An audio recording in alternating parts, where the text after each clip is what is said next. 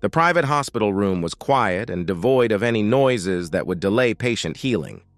It had been constructed in such a way as to boost healing whilst providing the utmost privacy to the patient. It was an expensive outlay, but worth every penny for those who could afford the opulence. Bernadette West was hooked up to every monitor the hospital provided under the guise they would alert the doctors and nurses of any slight change in her health. The truth was, and Bernadette knew this, that she was never leaving this place alive. Her illness had been slow-moving, but at 43 years of age was now in the final stages of her years-long battle. It was time for her to face everything and, in a last-ditch effort, clear her conscience before departing this mortal plane. Bernadette was one of the most beautiful women most people had ever laid their eyes on, which was something she used to her advantage with her now husband, Thomas West. She was a blonde bombshell with a wicked sense of humor, a gorgeous smile, and a body to die for. If she wanted something or someone, she'd go for it no matter what and come out on top. That was how she got Thomas. It also helped that she was adventurous in the bedroom, which had led to some extremely pleasing encounters. Bernadette recalled how she had wooed her husband back in college, tempting him with offers of a life of pleasure. And it didn't hurt her, too. Beautiful best friends were part of the deal. What red-blooded man would pass up the opportunity to sleep with those two women at his girlfriend's request? It had worked in her favor, and it wasn't hard given how handsome Thomas was with his 6'2" frame of toned physique, his full head of dark brown hair, and chiseled jawline. The man was a walking wet dream, and when she found out just how endowed he was, knew he was perfect for her. It was that last detail that Bernadette thought would save her from her insatiable desires. Something she would often brag about to the others, regaling them in tales of his prowess and her exploits.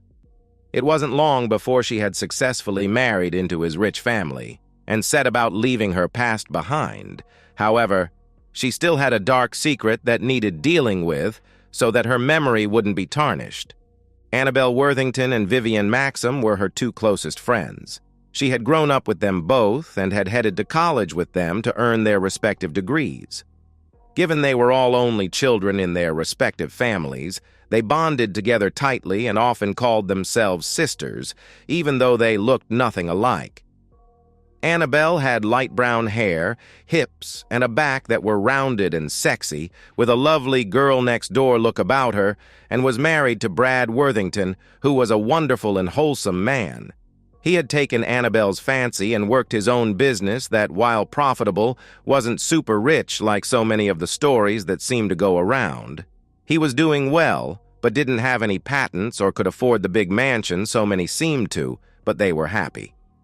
Bernadette recalled how she liked to flirt with him and show a little flesh when they were around using the pool. It was all harmless fun, especially when it was just the two of them, showing off her body in all her glory. She loved to show off, and seeing Brad become nervous but hard always got her motor going. Then there was the ever-single Vivian, who was the geeky-looking brunette that had beautiful eyes behind those designer glasses, a pleasant smile, and an hourglass figure that got even Bernadette a little turned on. The three of them knew how to turn a head or two and would often have men hanging around them, begging them to go home for the night. It was something they all partook in before Thomas came into the picture. During those quiet moments, Bernadette would reminisce about the sexual exploits the three of them got up to, with her being the leader of their unspoken gang. She would take the lead over the other two, and that often was the case when they were with men as well. In particular, Bernadette's infatuation with Thomas was so strong that she made sure she finished him off, even if it meant Annabelle or Vivienne had to watch. The way Thomas would respond was what turned her on most, knowing she could wring the last drop out of him and give him something the others could not. To then talk about it with Annabelle and Vivienne, to relive those moments, was magical. It didn't hurt that it also gave them ideas for any future escapades.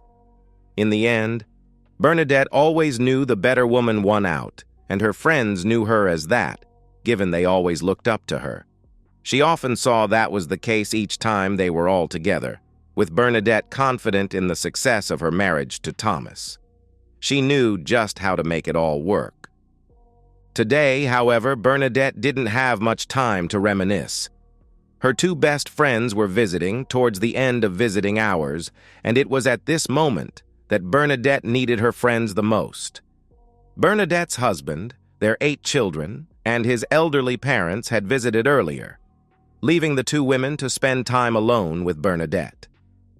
Her parents had passed away a few years ago, leaving her with only Thomas, the children, Annabelle and Brad, and Vivian as her family now. "Thank you for coming," Bernadette said softly as she felt herself getting weaker by the day. "Of course," Annabelle said warmly. "I need to say some things," Bernadette said, taking a moment to gather her thoughts. This wasn't any different from what she had always done, just that now she was in bed and dying. Still, her friends would support her in her time of need. "Okay, we're here," Vivian said softly, trying her best to put on a brave smile for their dying friend. Bernadette smiled. "You two are closer to me than any blood relative. I mean that. We're sisters forever," Bernadette said sweetly. "Yes, we are," Vivian said, holding out her hand over the bed for Annabelle and taking it, giving her a loving look before they let go. It warmed Bernadette that these two women had each other through her illness and would in the future as well. "Belle," Bernadette said, looking at the lovely woman to her right, "I'm sorry my stupidity got you pregnant all those years ago. I wasn't thinking, and if I knew what would happen—" "It's okay," Annabelle said with a smile as her face contorted slightly. "I have a wonderful son, and that's what I focus on. Don't worry yourself about that. It's okay." The truth of the matter was that Bernadette's proposal to all sleep with Thomas led to Annabelle becoming pregnant. What Bernadette never let on at the time was that she toyed with her best friend's birth control as a joke, which led to her pregnancy. What no one could have known was the birth almost cost Annabelle her life. She had an emergency hysterectomy to stop the bleeding, which meant she could not have any more children. At 23, that was devastating news to the young woman who wanted a big family. It took Annabelle time to come to terms with it, with Vivian being an incredible support pillar for her through that trying time. Thomas vowed to look after Annabelle and was always there for their child, bringing him up the best way they knew how. "Thank you," Bernadette said weakly. "I'm still sorry, though. But it has been an honor to see Samuel grow up into the wonderful man he is today, and that we could all be so close with one another." The mistake and resulting reputation damage were enough to cause Bernadette to want to have a child of her own, to try and give Samuel a sibling to grow up with, and to have someone that none of the three women had when growing up. But the ironic joke was that Bernadette had to see a fertility clinic to make that happen. It took a year, but she finally fell pregnant with her first child at 25 years old. "Thank you," Annabelle said with a smile while she thought about her son. He and Thomas had been her ray of hope in those early dark days. Vivian, too. "Can I ask for a favor?" Bernadette asked, reaching for Annabelle's hand. "Of course." "Look after Thomas for me, please," Bernadette said, before looking at Vivian. "Both of you, please." "Of course. We love him. You know that, and we wouldn't let anything happen to him," Vivian replied stoically. "Remember, we told you that years ago." "I know. I just love him like no other and want to make sure he's well taken care of," Bernadette said, swallowing hard. "He's given me so much that I don't deserve." It was true that Thomas had captured her heart, and she loved him like no one else. But that feeling was only enough to sustain her for 5 years. Then things changed. When she wasn't pregnant, her urges started to come back. "He will be. Don't worry," Annabelle said, giving her a smile. Thank you, Bernadette said before taking a deep breath. There's one other thing I need taken care of. Name it, Vivian said. Anything, Annabelle said with a nod before looking at Vivian, who nodded in response. Okay, please don't hate me for this, but I have to tell someone, Bernadette said before closing her eyes and composing herself.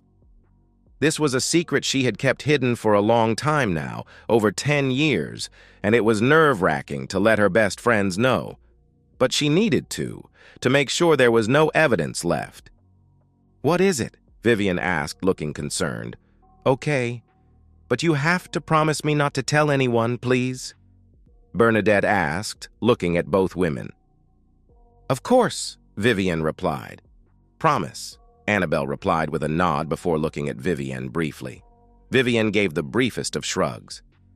Okay, I haven't told anyone about this ever, so here goes. Do you remember how I had a thing for black men when we were younger? The two women laughed, which made Bernadette smile. Yeah, you were in heat. You'd always say QOS, whatever that stood for. And I think you had screwed half of the eastern seaboard by the time we were 19, Annabelle said with a smile, which made Bernadette recall just how turned on she got. Even though she was ill, remembering those 3 letters made her smile for a brief moment. She loved knowing things other people didn't. What about it? You have to know Thomas saved me from that life. For a while, Bernadette said, letting out a sigh. While she started to get the itch after about 5 years of marriage, her pregnancies contained that somewhat, with Bernadette only fantasizing online during that initial period. But that didn't last either. About 10 years ago, I met a man while out working. It was at a conference. He was black. There was just something about him, and I slipped. The room was silent for a minute as the two women came to terms with what she just said. Slipped? Vivian asked, to which Bernadette nodded. I had an entanglement. Just one night, but I was hooked badly. I started sleeping with black men again. Holy cow, how did we not know? Wait, not when you were pregnant? Annabelle asked with a concerned tone.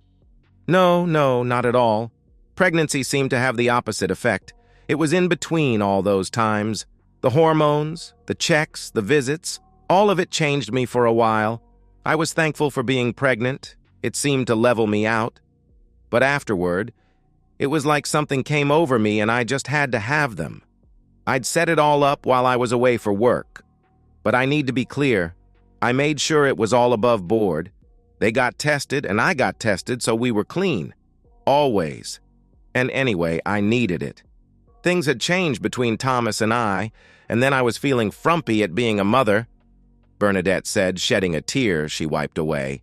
We had separate bedrooms at home. It made it somewhat easier. They had a 10-bedroom home on a massive block that had a pool, tennis court, and 3-bedroom servant quarters out the back. Bernie, how could you? Vivian asked in shock. Does Thomas know?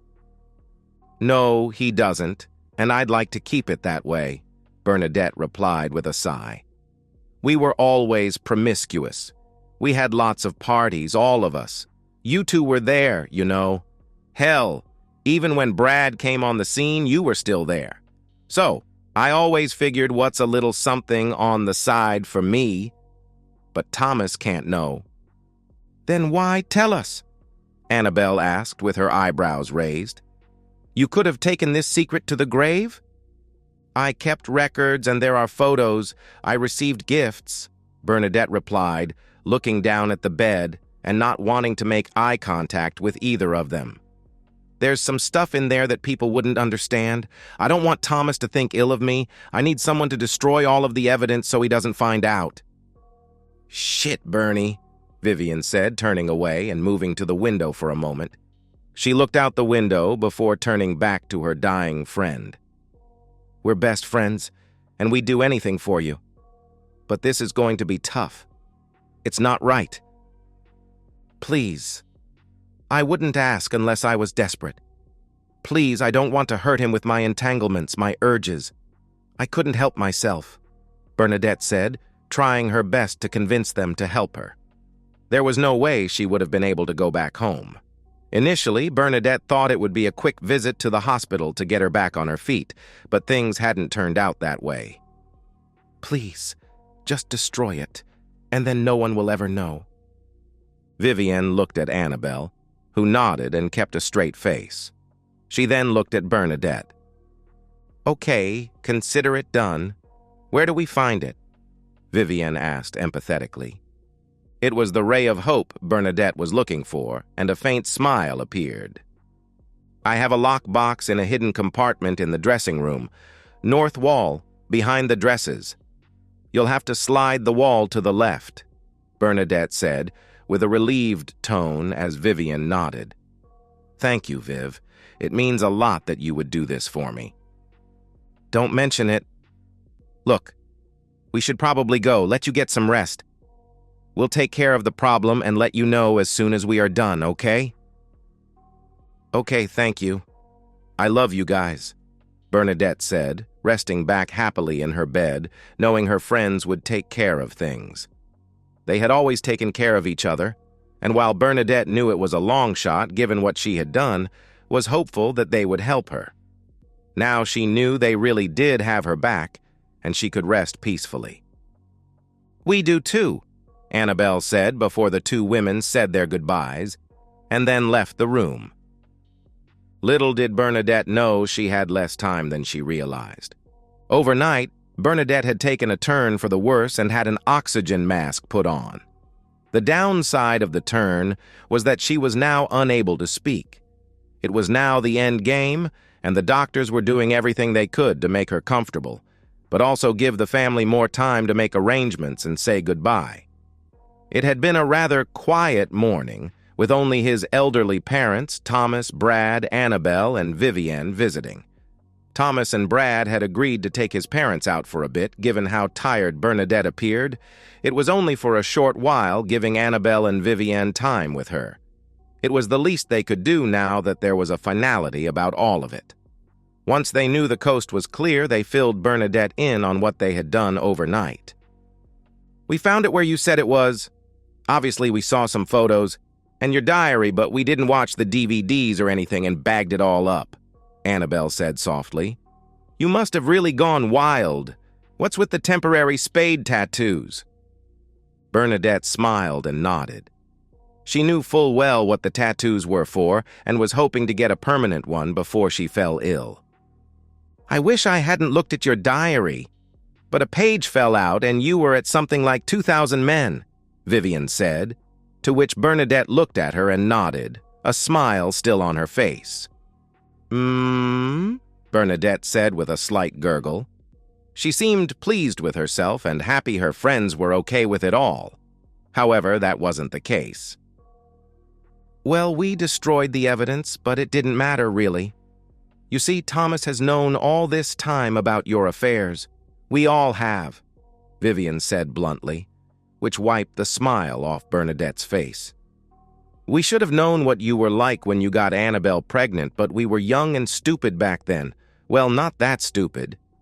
It was the orgy you tried to set up with those 18-year-old college students that made us aware of your manipulative games. We thought things had changed, but there you were trying it on again. So we came up with a plan, or I did. I wasn't going to let you get away with what you did to Belle. So how do you combat a manipulative sociopathic narc? Easy. I took a play out of your book and used your own game against you." Bernadette looked on with her eyes wide and her hands gripping the sheets. Unable to speak and only make noises, she looked at the lovely brunette. "Ah!" Bernadette said with some force.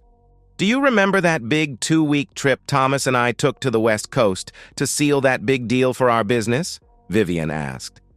"We were just starting out and wanted to land a big fish." Bernadette looked worried, but nodded her head gently because she wanted to know what Vivienne was on about. "Remember, I flew out for a couple of days as well," Annabelle said with a look of anger. It was all coming out now. "He knew back then, and so I planned the trip to get him away. He was beside himself, worried you had given him some disease. Thank God you hadn't. But just so you know, I spent a week calming him down and had to call Annabelle for help. We were able to soothe him, but I made him a promise. It was simple, really. I devoted myself to him.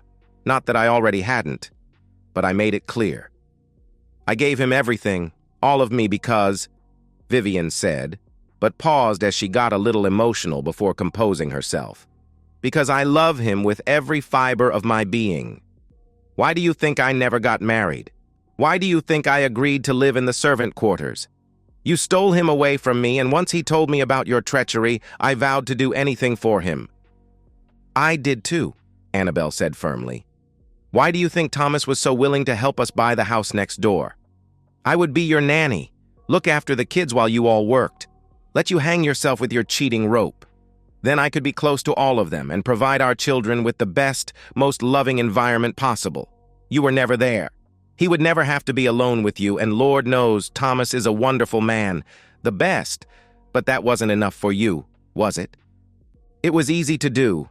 I told him everything, our past, what you did to Belle, what I had done to you, everything, and he was adamant he was going to divorce you, but we convinced him otherwise, Vivian said with a smirk.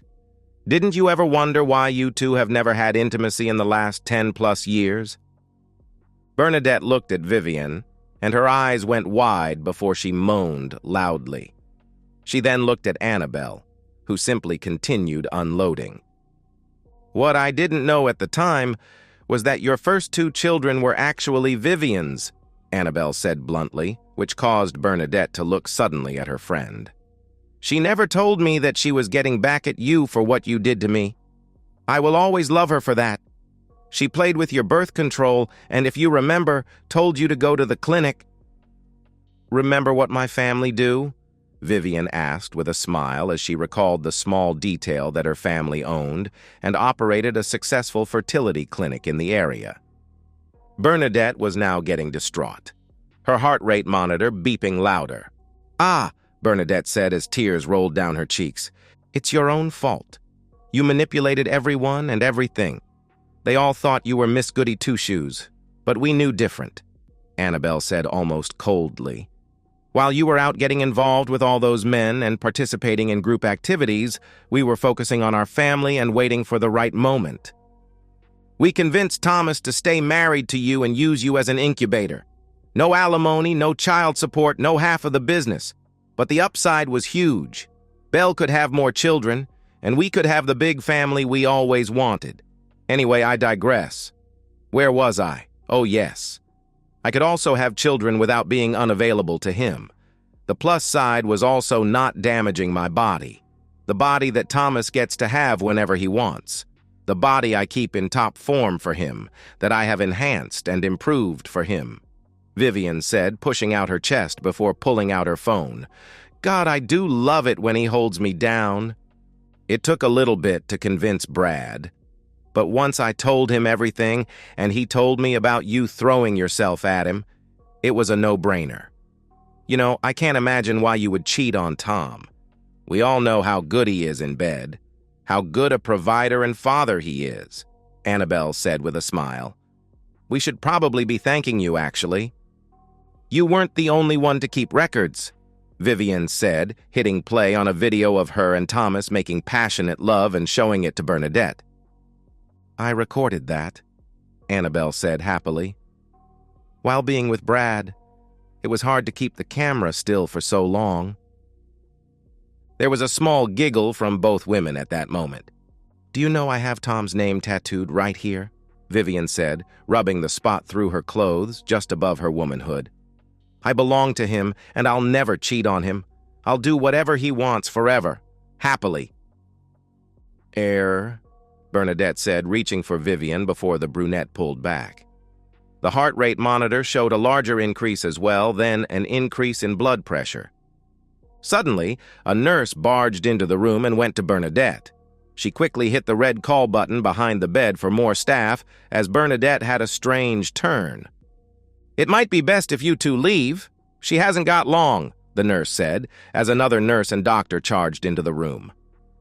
Okay, thank you, Vivian said as the two women clutched one another and headed out of the room to find their men waiting for them.